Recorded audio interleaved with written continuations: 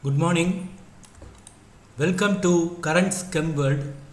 In this class, let us see what is cyclometry, what are its applications, how the experiment is set up, what is triangular plane wave, etc.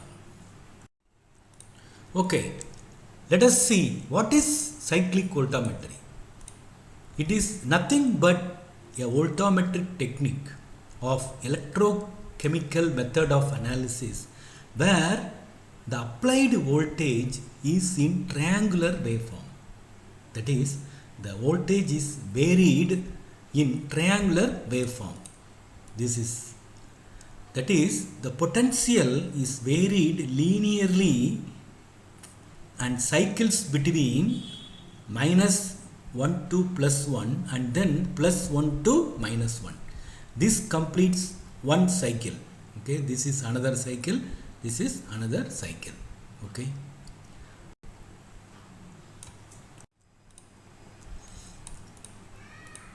Okay, cyclic voltammetry consists of 3 electrode assembly. You see, there are 3 electrodes, 1, 2, 3, and there are 3 electrodes. They are working electrode, WE. It is made of carbon, classic carbon, gold electrode or platinum electrode, indium tin oxide, conducting oxide electrode, and 2 reference electrode. It is nothing but calomel electrode or silver chloride electrode. Counter electrode. It is an inert electrode. Okay, silver, platinum, carbon, gold, etc. can be used. Okay, the basic components of CV instrument are shown here. It consists of 3 electrode assembly, voltmeter, ammeter, and variable power supply. It means power supply variable. The arrow represents variable power supply. That is, the voltage is applied between working electrode and reference electrode. The applied potential is linearly varied. That is why variable power supply. So the voltage is applied between the working electrode and the reference electrode, and the current measuring the current flowing between working electrode and the reference electrode is measured by using ammeter. Okay, the current flowing between working electrode and counter electrode, okay, is measured using ammeter as shown here. Okay, what is cyclic voltammogram? It is nothing but a current voltage curve obtained. It is a current voltage curve. So this is the cyclic voltammogram. It consists of 2 waves. Okay, this is for oxidation cycle and this is for reduction cycle. This wave is for oxidation and this wave is for reduction. Okay, we will see in detail. There are 2 types of current. You see here, there are 2 types of current: capacitive current or condenser current, or Helmholtz double layer charging current, and FARADAIC current. Okay, so there are 2 types of current flowing through the cell. One is capacitive current. It is also called, see, this is Helmholtz double layer. It is also called condenser current or non-Faraday current. It occurs due to charging of Helmholtz double layer at the working electrode. Okay, so it is non-Faraday current. There is no redox process. It is just charging of condenser. Okay, it is due to formation of electrical double layer. As a result, there is a condenser current, capacitive current. Okay, next, second, Faraday current. It occurs due to redox reactions, oxidation, and reduction of ions or organic compounds. Okay, now let us discuss the important features of cyclic voltammogram. It is called cyclic voltammogram, a plot of current versus applied potential is called cyclic voltammogram. Figure shows the CV for ferrocyanide ion in KCl solution. KCl is the supporting electrolyte. It is used to prevent the migration current. Okay, when the potential, now in cyclic voltammetry, the potential is linearly applied from -1 to +1. That is here, okay, up to here, and that is called positive sweep. The working electrode becomes anode.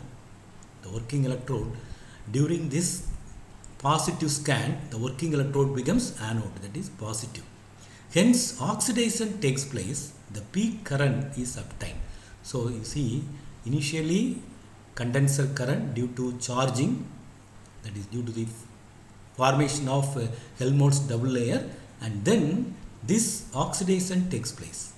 Ferrocyanide is oxidized to ferricyanide and the electron is released, the electron flows through the circuit, and this results in increase in current, that is Faradaic current.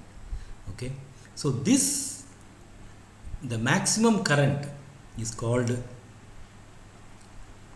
peak current, that is anodic peak current. This is called anodic peak current, and the peak potential, the peak current is obtained, okay, that is anodic peak current.